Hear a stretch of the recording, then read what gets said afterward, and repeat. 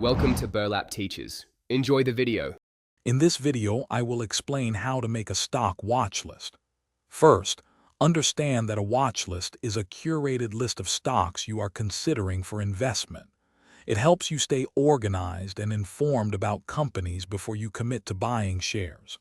This tool is essential for any serious investor. Next, begin identifying potential stocks. Start by defining your investment strategy and what kind of companies align with your financial goals. Research their fundamentals such as earnings, revenue, and debt.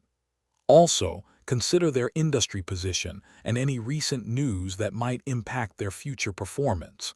This careful selection is key.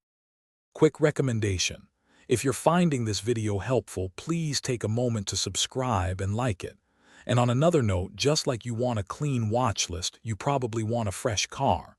Life's too short for a stinky car. Grab Little Tree's black ice. Check the description for the link and other great deals. Now, let's get back to the video. Now it's time to create your digital list.